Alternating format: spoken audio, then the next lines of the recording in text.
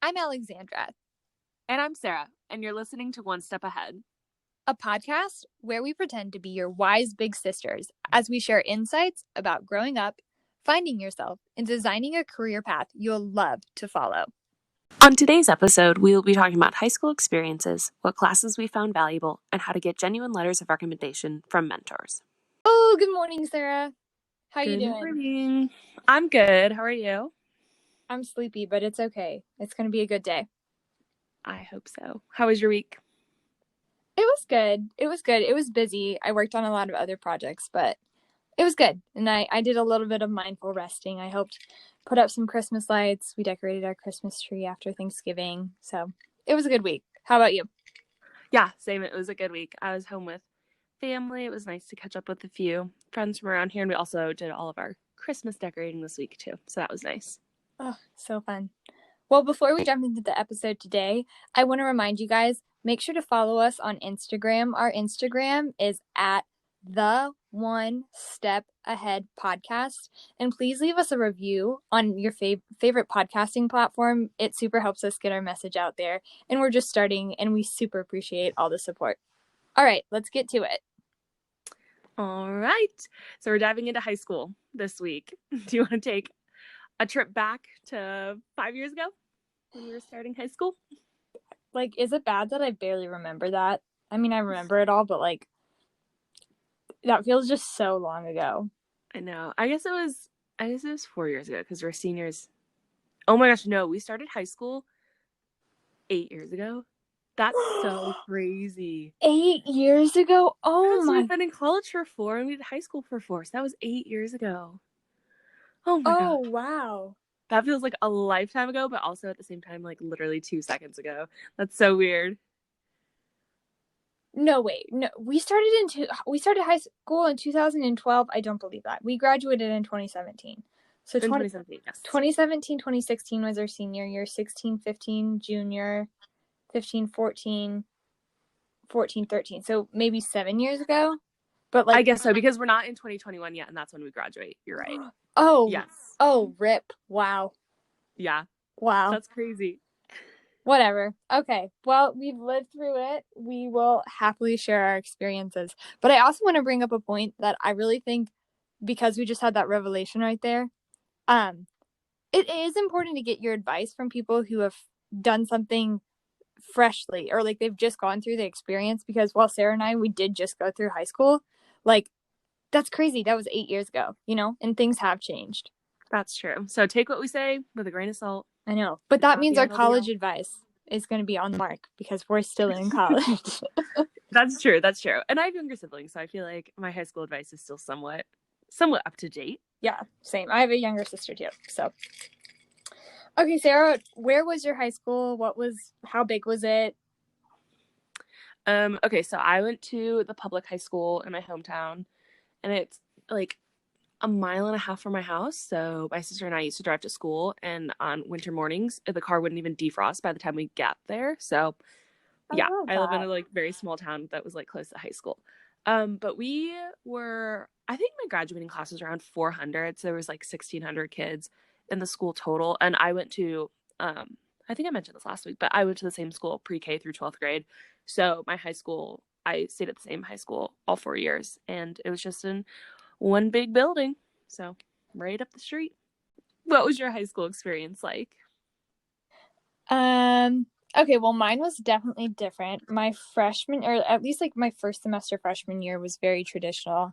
I went to like the public school outside, or in my community, but I'm from a little outside of Indianapolis. So in that area, I went to that public high school. It was big. It was a big sports school. And it was a great school. I enjoyed it. But towards the latter end of my freshman year, or I guess like Christmas break, my freshman year, I ended up getting like super, super sick. Very long story short, I had to switch to an online high school for my last 3 years.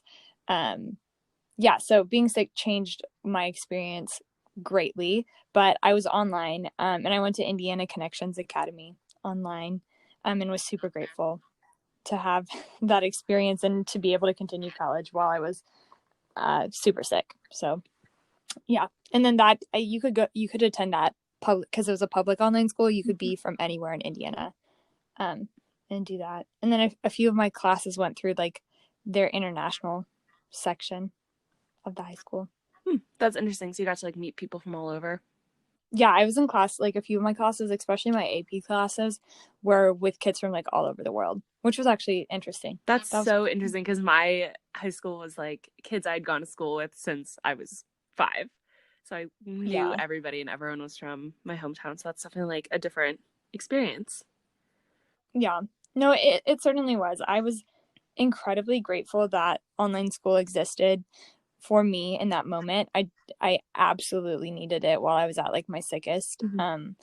when I was in high school, but yeah, it wasn't my favorite, but I was grateful for it. But also it has really prepped me for Miss Rona and having to do school online now. Yeah, I was going to So say you were doing online school before online school was a thing.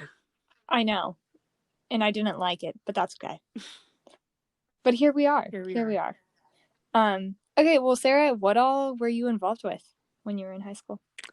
I played in the orchestra all 4 years. I played cello. I started playing in like 5th grade or 4th grade, and then I continued all the way through high school. And then I also swam on the swim team in the winter, and I also did like club team in the off season, and then a summer team that I'd swam on growing up. So I kind of swam year round, but like mostly competitively in the winter on the high school team. And then I was involved in National Honor Society and then Key Club, which was like a volunteering organization that I think exists all over the country. I don't think it was a hometown specific thing, but it was just like we got different volunteer opportunities at different events. And so I volunteered at like basketball games for the club team, or there was like a Rotary Club in my hometown that I volunteered at one day for like a fundraising event, and just like different things when they needed students or people around. We kind of did that through Key Club. And then I also rode horses outside of the school setting. So I participated with a team doing that. Cool. I also was in National Honor Society. So before I got sick, I was super involved. I was in a ton at my normal high school. Like I was in like Spanish club, like French club. I was in like this weird Spanish French dance club thing. I was in show choir. I was on like a pre-professional ballerina track. I had been on that for quite a while, like through middle school and part of that. So I every night of the week like it was like 4 nights out of the week and then like Saturday, but I danced like so many hours every week. I'd go straight from school and then I'd get home at like 11 because my dance studio was an hour away from my house. Yeah, so that was crazy. But once I got sick, I transitioned like to online, and then there I was involved with, I know, like National Honor Society, but then I stayed in or then I joined like our student council online. So it was different. Clubs were way different. Like my school had like an online prom or like, I mean, you could go in person, but it was like basically an online prom. I don't know. It What do was you weird. do at online prom? I don't know. I didn't go. Oh no, that would have been a story. No, yeah, I know. I guess it's not worth going down that rabbit hole, but oh yeah. Another thing too, like I totally volunteered. And how big did you say your school was again? Oh, I don't think I mentioned that, but my school was between, I think, like 750 and 800 Per students. per class, or like in Yeah, total? no, per class. Okay. Yeah, it was pretty big. However, because I was online, I didn't know so many people. So when I graduated, I mean, I recognized a few faces, but I more so like recognized names from classes because all my classes, like I wasn't zooming into class and seeing my peers. I was just like logging on to live lessons. So it was weird for sure. But another activity that I didn't mention that I super loved was my freshman year when I was still like at my brick and mortar school. I was part of like the Model UN team at my school, and our country was Egypt, and we were like an all freshman team. But we ended up winning like honorable mention at state, and I think I won like a separate like little award. That was like a great experience. I love that so much. Oh, Yeah, but honestly, your activities, Sarah, why are activities so important? Well, I think like so many of my friends in high school like came from activities like obviously I had friends that I knew from middle school or just like growing up, but then like in high school, I think your friend groups like end up switching a lot and I got close with a lot of people on swim team and like I knew a lot of people through orchestra. So like the people I became close with were definitely the ones I did activities with. And also like it just makes you well rounded and gets you involved in things and kind of I think makes you like have a full experience at high school. And it's like colleges also want to see that on applications, like to just kind of show that you are involved and are participating in things outside of academics and taking on leadership positions and things like that. Mm-hmm. I think something too that students don't always realize is that when you're applying for college, like you said, of course, people are looking for things beyond grades and test scores, but college itself is so much more than the classes. Like, it is the activities you're involved with. If you're not joining activities when you're in college, you're not bolstering your college education with like the extra things that your university has in place for you to grow. And I think when you're applying to college, universities want to see that you are involved with things because they want you to be involved when you're on campus. And if you're not like being proactive in high school and showing a university that, it might honestly hurt your chances of being accepted and or getting like a scholarship to the school. Yeah, I think that's definitely true. I think colleges want to see that you'll like be a full part of the community, not just there for grades and to get your major and your classes and everything like that. Yeah, I think another big like part of it is when I look back at like high school. Um, yeah, when I look back at high school and likely when I look back at college, a lot of my time in high school wasn't defined by like the classes that I stressed over, but when I look back at the things I was involved with, and that more so shapes my high school experience than like, I don't know, AP government or something like that. So when you leave college, like universities are wanting someone like Sarah said who's going to be involved with the community, but then also wants to stay involved with the school after they've graduated. Mm-hmm. Yeah, and I definitely like also a lot of my like mentors and just people that I went to for like questions and advice and just kind of like input on college and high school and just like life in general came from the activities I was involved in, like the advisors for the clubs and coaches and things like that. So they're also like good ways to kind of get plugged in with like adults that are also still involved in your community, which I think is definitely another benefit of doing a lot of activities if you can in high school. Yeah, for sure. And honestly, when it comes to finding or comes to getting like letters of recommendation, if you're not involved with things outside of the classroom, that's going to be hard too. Like, of course, you can have like your best teachers or your favorite teachers, the classes you excel in the most, have them write a recommendation letter for you. But your coaches and the people who lead your clubs and activities, they know you in a different way than your teachers do. And it's really important to know adults in different capacities so they can speak to different aspects of your character. Mm-hmm. And when you know someone well, like it's easier to ask for a letter of recommendation because it's not so like, oh, I need a letter of recommendation, let me go find somebody. It feels like a natural like step in your relationship, if that Yeah, makes any sense. no, I agree. Who did you ask for recommendations from? Okay. So I know I asked for some from my like activities outside of school. So I think someone who was involved with like dance in a way, I got a letter of recommendation from them. I think I had my math teacher write one, and then I had an English teacher write one, but she was also like the sponsor for student council, so I knew her well. Mm-hmm. And I think those were my main letters of recommendation in high school for college.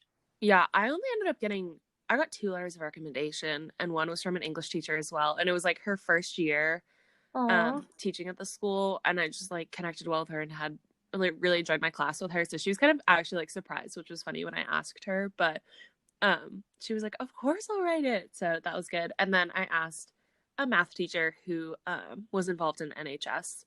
So he kind of saw me in two different situations as well, which was definitely good. And also I asked for letters of rec actually at the end of my junior year, which I Whoa. was told to do by I don't like a friend or a mom of a friend or somebody. And I actually think it's like really good advice that I've like told other people to do, because you apply for colleges early in your senior year, that if you have a teacher, like if you kind of scramble at the end of applications to ask for college recommendation letters, those teachers might not know you super well because you've only been with them for like half a year. Mm. So I recommend, if you have like a high school that has a lot of different teachers for all the different grade levels, it's definitely like, I think, beneficial to ask at the end of your junior year, because it also gives them the summer to do it. Because I asked like towards the end of the year, and then like we had an online platform to actually get like the letter submitted. So they submitted it at some point during the summer, and it was like no pressure, no rush. I didn't have to like scramble to ask anybody. And there were also teachers that had known me for a full academic year. So I think that's like definitely something that I told my siblings, and I've told like younger friends to do, like ask for it at the end of your junior year, because those teachers know you a lot better. Yeah, that's honestly such a smart, like, the idea in and of itself of someone knowing you for a longer period of time, and then you also having like the forethought and foresight to ask for it Mm-hmm. beforehand, like that just automatically sets you apart. My whole like college application process and stuff was way different. I applied like last minute to things because I didn't know if I was going to be like healthy enough to go. Um, my freshman year of college, but I ended up going. And so my application stuff was later. So I did ask for my recommendations later than I definitely would have. But I think a big theme you will see throughout like our whole podcast is just the importance of being like prepared and having a plan in place. Um, just those who prepare and know what they are asking for, uh, definitely you're ahead of the curve. You are one step ahead if um you are one step ahead if you are asking for recommendation letters your junior year. Yeah, 100%. But also, like, don't stress out if you didn't. It's okay. We'll all Yeah. get our college applications in. it's or you can get applications in always up to the deadlines. Like, don't, if you didn't do it, don't stress out. It's not the end of the world. Yeah. It's fine. Yeah. I definitely applied, I think, like the last day. So Okay, so um you're getting really two different perspectives here. yeah, two different perspectives. Which that me saying I applied for college like probably like I don't remember if it was like the last day or like or it was around like the last day. I like that is so not me. That is so not my personality to like wait on something that big, but that's what happened. Yeah. Um, I guess we didn't really talk about like classes. Like I know I took AP classes, I took some summer classes in high school. Sarah, do you just kind of want to talk about like what all courses you took or Yeah. we yeah. I took one summer class. Well, actually, I took two summer classes. That's a lie. Okay, I took two summer classes. I took one session of summer gym, which was great. So Oh my fun. We went like gosh. kayaking and rock climbing and everything. It was so much better than taking it at school. And then I took summer government online, because government is a graduation requirement. At least it was at my school. So I took that online one summer. But then those were the only two classes I took over a summer break. And then I took honors and AP classes in high school. I took AP psychology, chemistry, calculus A and B, and then calculus BC. Um, I don't. Maybe that's it. I don't know. I took enough that it was balanced with a few my junior year and then a few my senior year, which definitely like was beneficial because it got me out of um taking chemistry, psychology in college, and then my calculus classes are counting for electives, which is like extremely nerdy and really just I was like, I worked so hard to have them count for an elective, but that's okay because that's how it ended up working out, and it allowed me to take a few less credits, so that was nice. And I oh sorry. oh Keep no, going, you're girl. good. You're good. Pop off. I was just gonna say that like my high school definitely pushed that over. Like there was a couple like dual credit courses, but it was my high school was definitely like more focused on AP credits, and it was a really big thing for a lot of students to take AP credits in my high school. So it was like offered in a lot of different class periods, which was nice, and a lot of students were taking it. So, what about you? Yeah.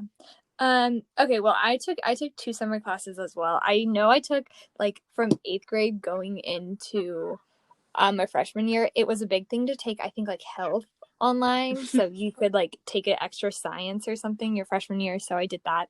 And then one summer I think,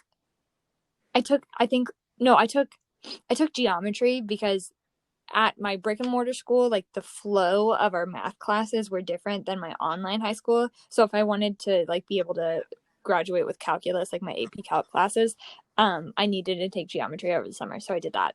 But I definitely took, yeah, I took a handful of AP classes. I kind of, my online high school, they offered some, but they didn't offer a ton. And then when I was in, like, for example, AP government, it was through the bigger, like the international school that was connected to my online school, which was very cool. I was in class with people who were um, not from America. They were outside and like all over the world. And that was very interesting. There wasn't a lot of like group projects or anything in my like online high school, so it wasn't, that cool. But I definitely took a lot of AP. My biggest advice with like AP classes for sure is if you know what major you're going to study in college, or if you know what university you're planning to go to, reach out to that university and ask like what or like how will your AP credits transfer? Because I know Sarah like mentioned like her calculus class transferred as an elective. If you can like have the foresight to like look ahead and see what your university will accept for your AP credits, or like where your AP credits will fall in, that is so helpful. Like or being able to knock off like a requirement within your major instead of knocking off like just a gen ed. And I would absolutely recommend taking if your school offers like dual credit courses, or if your school offers the opportunity for you to like graduate with like an associate's or something. I think the more base level classes you can get out of the way before you start college, even if you plan to go to college for 4 years, just frees up your schedule so much and would actually allow you to pursue like a double degree or a major or extra minors, or just explore college more without such pressure of needing to complete like a certain amount of courses every semester. Mm-hmm. Yeah, I definitely agree with that. And you can also look at what scores your school accept, to kind of know how well, especially your senior year, if you already know where you're committed, then you can know how well you'll have to do on the test. And when you get scores back, it's like easy to be like, oh, that's going to count for credit, or no, I need to register for that class, which is good to know as you kind of do registration your freshman year. Oh yeah, registration freshman year is a whole thing. That is a whole topic in and of itself. That's true. What do you think was like, I don't know, what class do you think prepared you the most for college? Honestly, it was not an AP nor an honors class. It was my senior year anatomy and physiology class. Um, because Okay. just like the way that it was set up, and the way like the material that we covered the same amount of material that I honestly covered in my A&P1 class in college. And so I'm a nursing major, and I knew that I wanted to go into nursing my like junior year when I was looking at school. So when I signed up for senior year classes, everyone was like, take anatomy, take anatomy. And I was like, okay. So I took anatomy, and it was a really, really like memorization based class, because it's like all the bones and all the muscles and just all the body systems and everything. And we did these lab practicals, which is very much like what we did in college, where you had to like walk around the room for an exam, and they would be all these like bones laying out with little labels on them, and you had to like write down which bone it was or whatever. But anyways, just it was set up, and like the teacher would lecture, and he would just like lecture these notes, and we would all take notes, and then you would just like study all that information for the test. And there wouldn't always be a study guide. There sometimes was. And then we did the test, and then we actually did like a practicum or like a lab practical as part of the test as well sometimes. So like we would have to like go around and like name the bones, or we did a dissection of a pig, and we had to like different parts of the pig were like had little pins in them, and we had to label those. And it so prepared me for college because that was exactly what we did in my anatomy class, my biology classes, and even in the way that like I learned how to take notes in that class because of the way that he organized information was like so beneficial. And I kind of learned that I actually needed to like make flashcards to memorize all these things because I feel like concepts are fairly straightforward for me to learn personally, and like, or like math was pretty straightforward for me to learn, and like I never really had to study like super hard. And then in anatomy, you like had to, if you didn't memorize all these things, you weren't gonna succeed on tests, and that was like really helpful. And it's funny because like some of the things that I learned in that class I like still use in my anatomy classes and in my nursing classes, and just like little like memorization techniques that he taught us for certain like body systems that I like have told friends and I've told professors. And like my freshman year in my, I think it was biology class, we were learning about like, I don't know, we were just learning about this one thing that I had like a memorization thing for, and I like told it to the professor, and I was like, oh, in high school I learned it like this, and she was like, wait, that is like so helpful, I'm gonna write it down. And so it was like a really good class, and I'm so glad that I ended up taking that in high school because it was very similar to college, and it also just like has made having like a baseline knowledge of that starting in high school is really beneficial as a nursing major. What about Cool. you? I would counter all of that and not offer a specific class, but say like the just like online school itself was the best like prep for college because so much of online school was about you being independent and you figuring out the style of learning that would work best for you. Like with a lot of my classes online, homework wasn't due, like everything in the class wasn't due until the very end of the semester. So it was so on me to budget like my time and all of that. Like I had to learn how to teach myself. A lot of online school was me teaching myself, and a lot of classes in college, like it's you going to lecture, but then it's you leaving and you having to really like learn the material on your own. Mm-hmm. So I would just say overall, like online high school itself was the best prep because I really became very independent and I really learned to stand up for my education. And when something like I felt was unfair or something in that realm, I wasn't like, it prepped me to reach out to teachers. I had to get good at like calling teachers and like having, one-on-one meetings with teachers, which that's something like you'll definitely have to do in college. And I would just say all of that was the best prep for high school, just being independent. Yeah, I definitely think that like I'm not saying oh go take anatomy at your high school, but like if you know what you're going to major in college, try and take those classes, and also challenge yourself and take a class where you have to learn how to study, because I think that something a lot of especially like high achieving students struggle with going into college is like, oh my gosh, I didn't actually have to study for so many things in high school, and I had like one or two classes that I had to work hard for, and then suddenly you have six that you have to study for, but you never learned how to study in high school. So like push yourself, and also if you need help learning how to study, like don't be afraid to reach out to people, as Alexandra said, and kind of figure out what works best for you, and push yourself to take those classes that are gonna benefit you. Whether like my class didn't give me credit for college, but it definitely made those classes so much easier because I already had some of the knowledge that we were learning, and I had already had time to kind of process it and actually comprehend that information. So then I only had to study the kind of further things that you learned in college, which was really helpful for me. Yeah, I agree. I guess one thing, Sarah, I know I graduated with like the honors diploma at my school. I'm sure you did Mm-hmm. as well. Mm-hmm. Yeah, that's another thing for sure.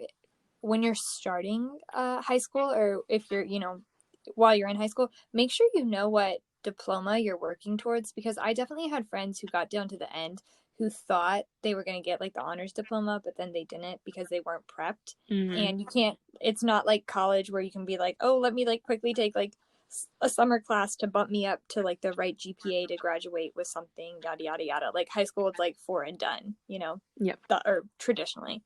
Um, and then was your GPA at your school weighted? Yep.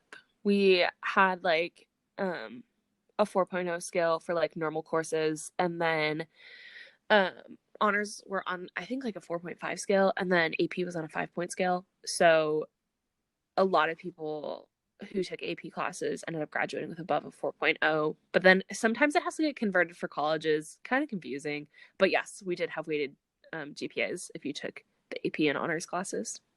Okay, same. I think my school was the same school scale. My online school was, but my in-person school was, it was a 4 for regular classes, but then it was a 5 for both AP and honors. Mm. So that is something, definitely look into your school and definitely reach out to the universities you're applying for and ask how they change their, like, how they look at your GPA objectively, because I know my GPA, like I had a friend who applied to the same school as me, and her GPA looked so much higher than mine because of the high school's weighting scale, Mm-hmm. which, like, that's wrong. I think that just needs to be standardized, like, across America. Can we, like, have a standardized GPA weighting system? Because I don't know. Yeah, I agree. That's not fair. But Yeah, I think my like biggest takeaway from kind of looking back on high school is just like, don't be afraid to kind of take charge freshman year or sophomore year, even though you're not applying for colleges and you're not going through that whole process. Like, it's okay to kind of ask like professors or teachers and guidance counselors to kind of like look forward and be like, what is coming up? What do I need to get done? What classes should I be taking? Kind of how do I prepare myself the best that I possibly can for when that time does come? So I think that's my like biggest chunk that I wish I would have taken a bit more initiative my freshman year to have done that, even though I know that it's like you have 4 years and you shouldn't be worried about it. But if you're ambitious in what you want to do and what you want to achieve, which I hope everybody is, definitely don't be afraid freshman year to kind of take that on and look a bit further into the future. absolutely. I would say my biggest, like, action step for you to take during high school, honestly, I would just say don't be afraid to be yourself. And I know that's such, like, cliche advice, but don't, like, if you want to join a club that maybe is something that you don't think would be, like, socially acceptable, just do it. Like, it is so crazy. I know we started this episode with Sarah and I being like, we started high school 8 years ago. Oh my gosh. It is so true. You do, like, you remember so much of high school, but you do forget a lot as well. So just join things that are authentic to you and don't be afraid to do something just because it seems like outside of the norm. We want to make sure we are incorporating your questions and feedback. With this in mind, today's question comes from Sid. Sid asks, how do you determine what major to choose?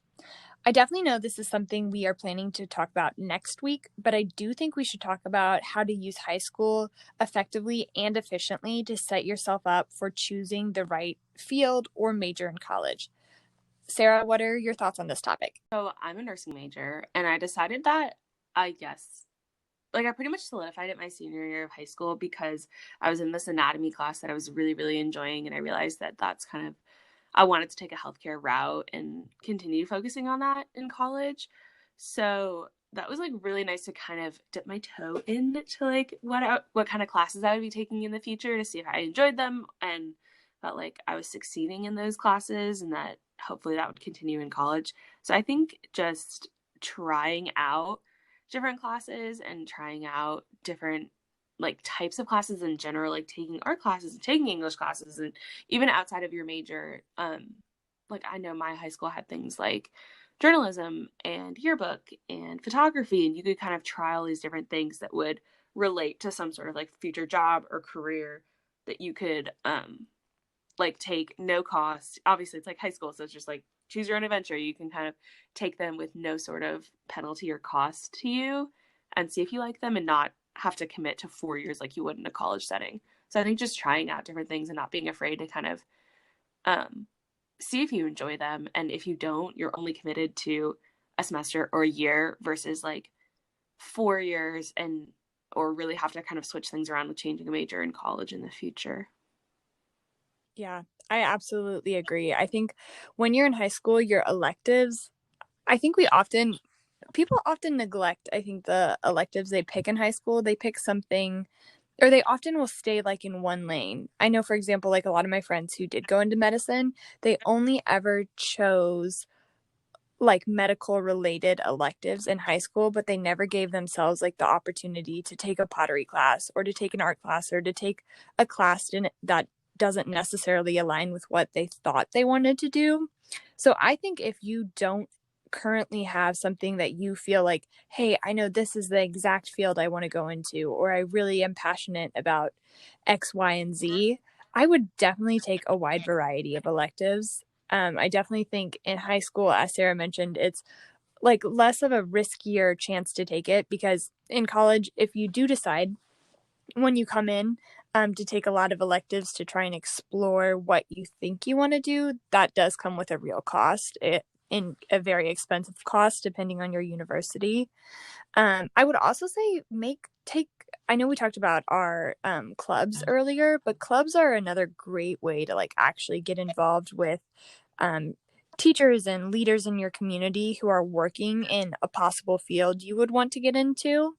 Another thing I would absolutely recommend is going to talk to like your guidance counselor. And of course, they can provide some advice for you. But I would ask if they could connect you with someone who has graduated from your high school and is now in college.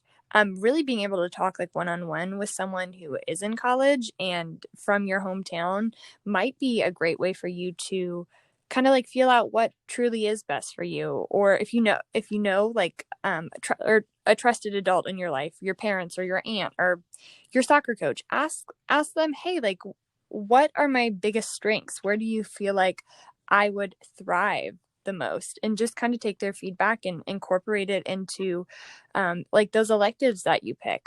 But I think just being open to new opportunities is going to be the best way for you to pick or the best way for you to set yourself up in high school before you get into college. I know next week we're going to dive into like the specifics of major picking and stuff once you're in college. But yeah, just being open to all opportunities, I think, is the absolute best way Yeah, I think you there's can. also like I shadowed somebody my senior Mm-hmm. year, and that's like a really good way to do it as well. That my I connected with them through my family, but you can also do it through like schools or your teachers. If you're like, hey, I'm looking at doing like environmental things. Do you have anybody? Do you know anybody? Could you connect me with some sort of company or resource or something so I could shadow and go actually like do that job for a day or do that job for an afternoon with that person and kind of see what it actually looks like once you're out of college? Because I think there was like, oh, I'm going to go into engineering, but like, what does that actually look like on a daily basis? I don't know.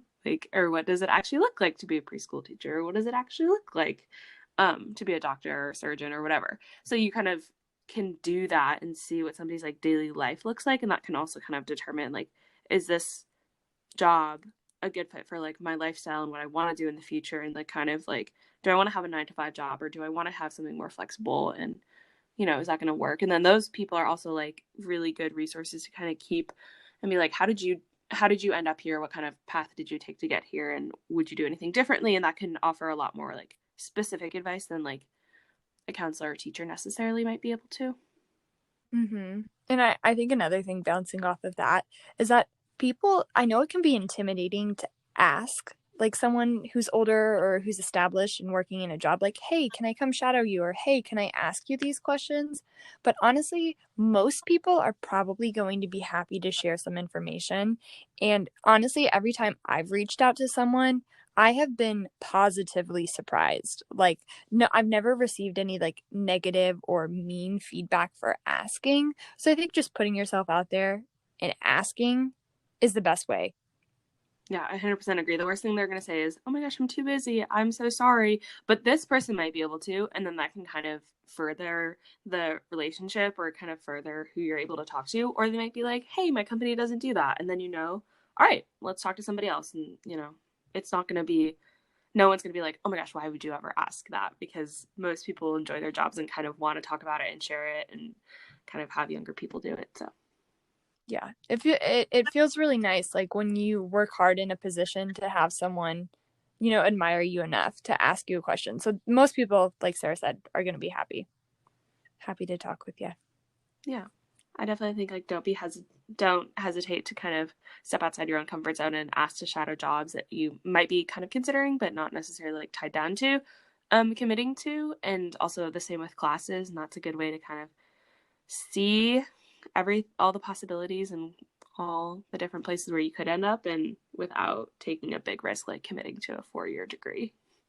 Mm-hmm. All right. Thanks, Sid, for your question. We appreciate it. As we end our podcast, we will be doing the same segment as last week, where we talk about what we're working towards this week and what steps we're taking to get there. So, Alexandra, what's the top of your stairs this week? Okay. Well, technically, the thing that's at the top of my stairs this week might not be the thing that should be at the top of my stairs this week. So I'm going to tell you what should be at the top of my stairs this week, and then the step that I'm going to take to make sure I accomplish that. Okay. So, my classes for next semester are a little cattywampus at the moment.